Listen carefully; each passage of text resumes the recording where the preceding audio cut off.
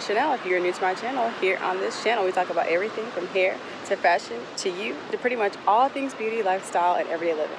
So if you haven't already, don't forget to press that subscribe button, and don't forget to hit that notification bell so you can join notification gang. All right, let's get on with the subject matter at hand. All right, guys, today's video is about the things to do in Jupiter, Florida. Look at this. Amazing.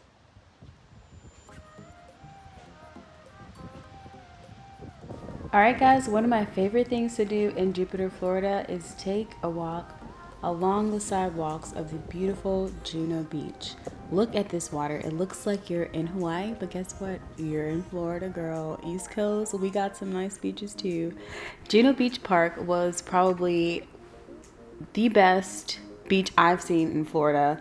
I like Miami, but I really like Juno Beach. Although the water was a little rocky at times. Actually, it was rocky the entire time we were there back in May. But it was just amazing to sit out on the beach. It was so much beach.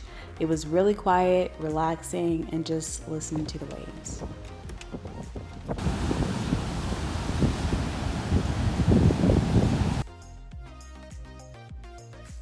Another great place to visit is the Jupiter Inlet Lighthouse and Museum. The Jupiter Inlet Lighthouse is located, in Jupiter, Florida, on the north side of the Jupiter Inlet. This is a site it's actually located between Cape Canaveral Light and the Hillsborough Inlet Light, and it was designed by Lieutenant George G. Meade. One of my favorite things about the walk up to the lighthouse was the history that you learn on the way there. I thought this was a very interesting fact, which, duh, but I thought it was really cool to show. This here is one of the huts of the kind of homes that the indigenous people of Florida lived in. And it gave like historical facts and showed pictures. And there's also a museum on the grounds as well. I didn't get any footage of that, but I just wanted to show you guys the gorgeous greenery on the way up to the lighthouse. So pretty! There she goes. The lighthouse was built on a hill once thought to be an Indian shell mound, but which has now been determined to be a parabolic sand dune. The top of the 105-foot tower is 153 feet above sea level. The light can be seen 24 nautical miles, which is 28 miles at sea. The lighthouse structure is brick with double masonry walls. The lighthouse was lit for the very first time July 10th, 1860. And if you have the pleasure of going to this beautiful lighthouse, you have 105 steps to climb. But let me tell you, the view once you get to the top is breathtaking. I'm telling you, Jupiter is gorgeous. The Jupiter Inlet Lighthouse is the oldest building in Palm Beach County. When you finally had enough of this gorgeous view, head back down to the bottom of the lighthouse and check out the little museum that's kind of off to the left. You'll see that there is another kind of historical part to talk about. I believe it talked about the keepers of the lighthouse. It just gave more historical information, which was really cool. And last but not least is the keeper's house. The keeper's house is where all the lighthouse keepers would have stayed when they were working at the lighthouse. They've kind of redone the house, and this is not what it originally looked like.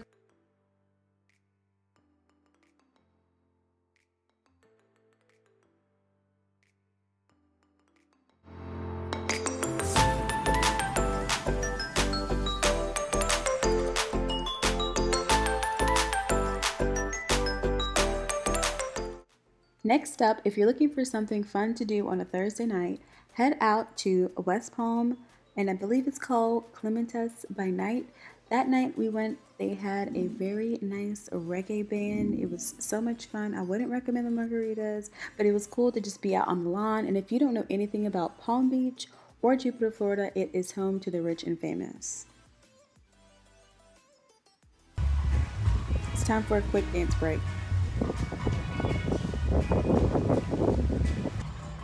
And as you can see, I was really feeling myself. The music was giving me all the reggae vibes. It was just so much fun and amazing. Definitely a great time.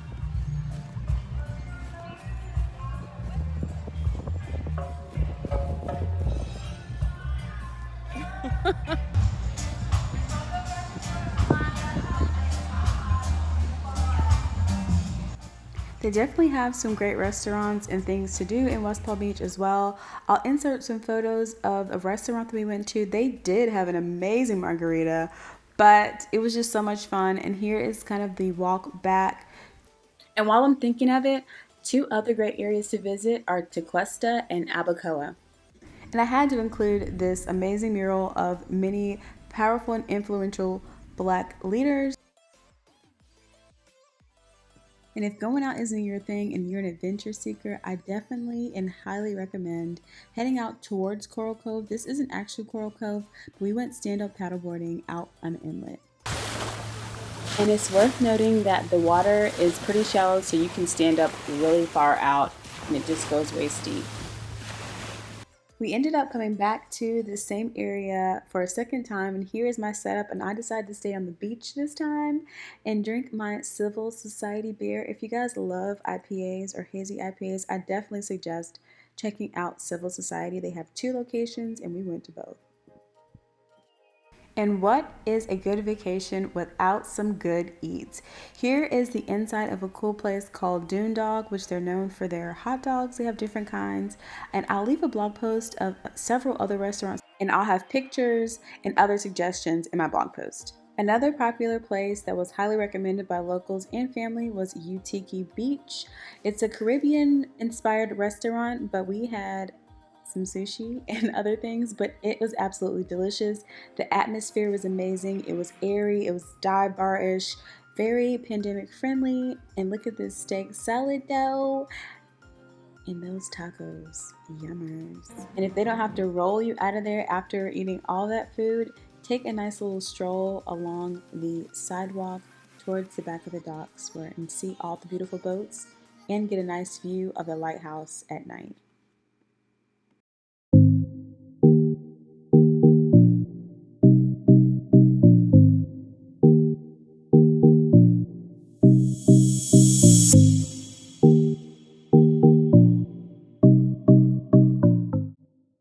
And last but not least is Havanas. I heard and saw so much about this place. I heard the food wasn't that good, so we kind of skipped that. The drinks were all right, but it was more so about the party atmosphere.